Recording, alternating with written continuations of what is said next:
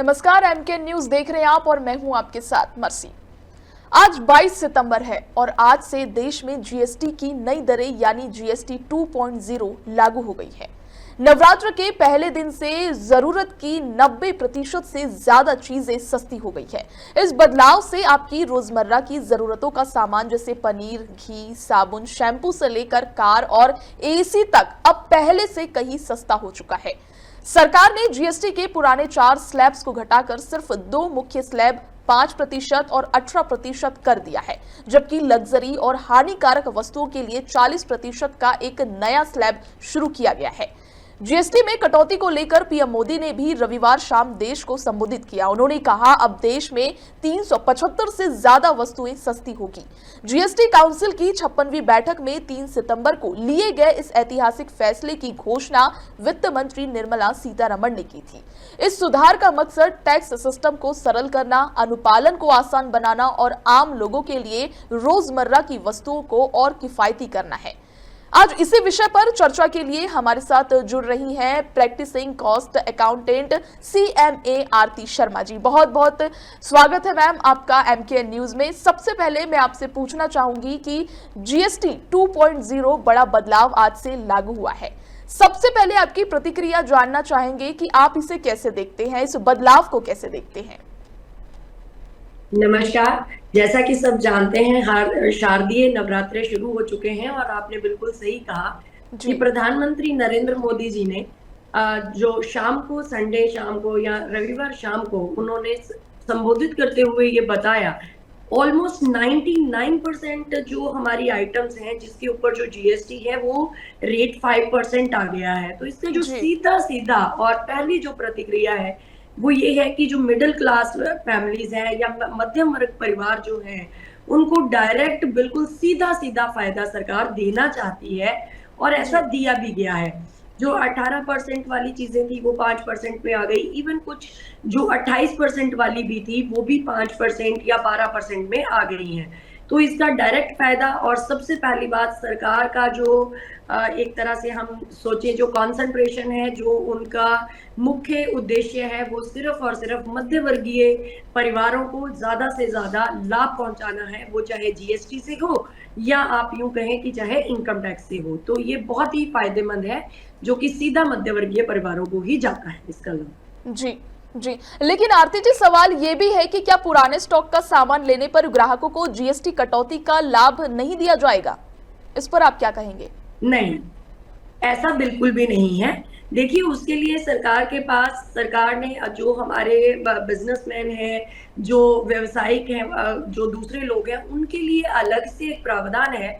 लेकिन ऐसा हम बिल्कुल नहीं कहेंगे कि अगर हमारे पास पुराना स्टॉक है, जो बिजनेस के लोग हैं उनके पास जितना भी पुराना स्टॉक है उनको वो कम रेट्स पे ही मिलेगा। जो एक डिसाइडेड है कि हमने स्टॉक, एक एग्जांपल लें कि अगर हमारा 28% का स्टॉक था तो 28% स्टॉक अब जो है हमारा वो 12% पे आ गया है या 18% पे आ गया है। सीमेंट का एक एग्जांपल लेती हूँ कि वो पहले 28% पे था, अभी वो अगर 18% पे आ गया है। तो इस केस में जो 10% का फायदा है वो आज से ही जो है वो हमारा डायरेक्ट कस्टमर तक या हम जो भी इसको परचेज कर रहा है उसको डायरेक्टली मिलेगा।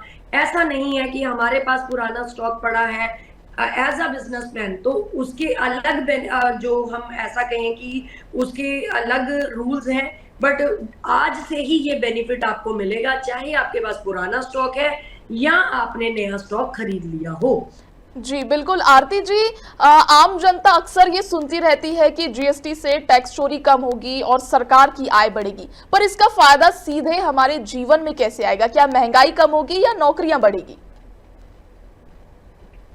जैसा कि अभी अभी आपने एक बात बोली कि हम अगर जीएसटी रेट कम होगा तो कहाँ पे बेनिफिट आएगा।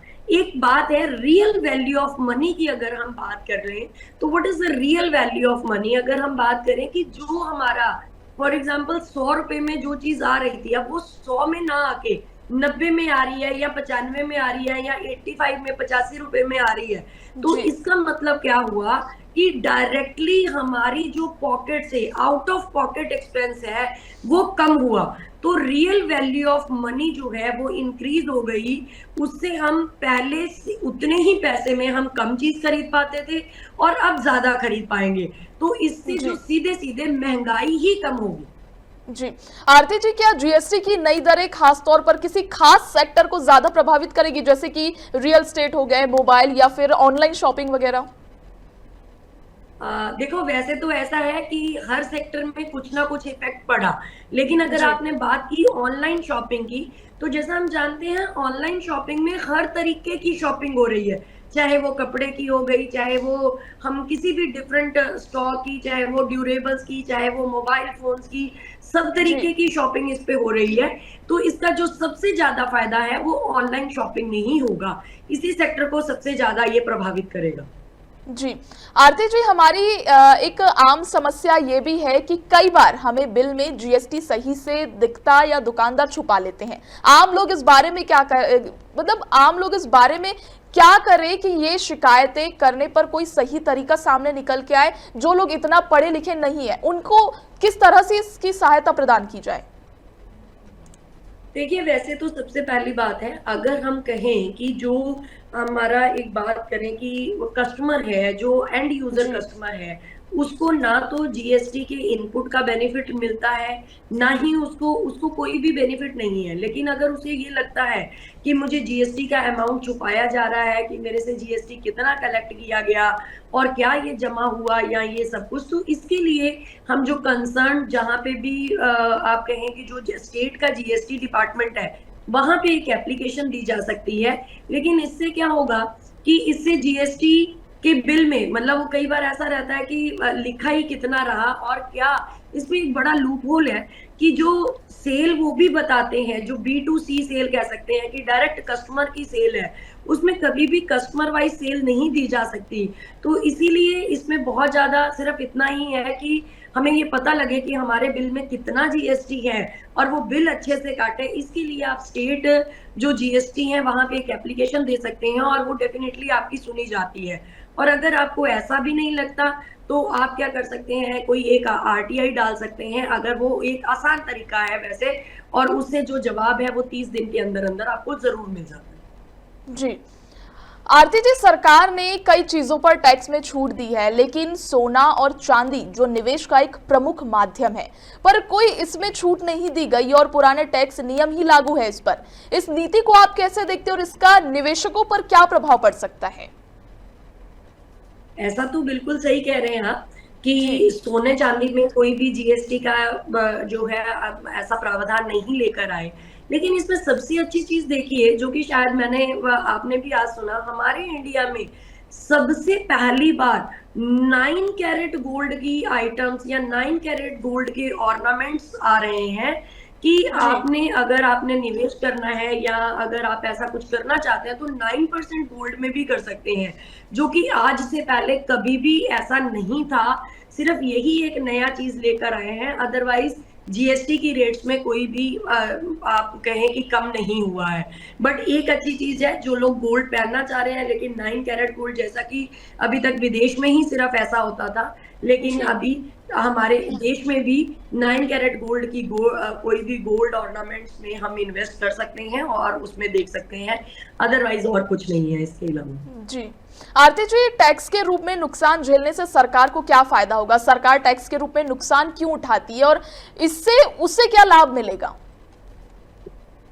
जैसा कि आप सब जानते हैं, अभी आपने भी बताया, दर्शकों को ये बात बताई कि रविवार की शाम को हमारे प्रधानमंत्री जी ने पूरा बताया कि हम जो जीएसटी रिफॉर्म्स, जिसको नेक्स्ट जेन रिफॉर्म्स भी कहते हैं, वो हम जी लेके हैं। तो इससे क्या बेनिफिट आएगा या इससे कैसे एज अ होल गवर्नमेंट को इसका क्या फायदा हुआ।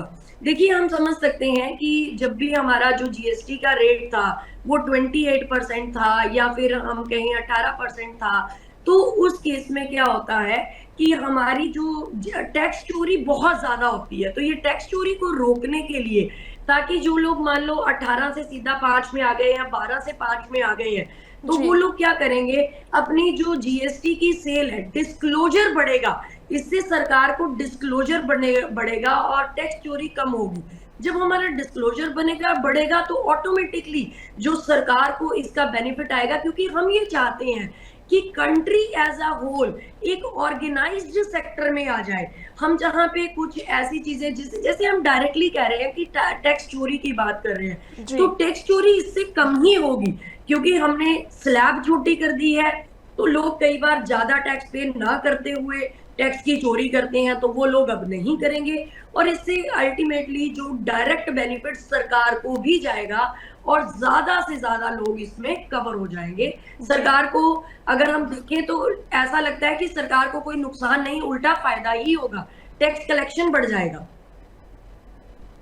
जी, बहुत बहुत धन्यवाद आरती जी हमारे साथ जुड़ने के लिए और दर्शकों के साथ बहुत अहम जानकारी साझा करने के लिए।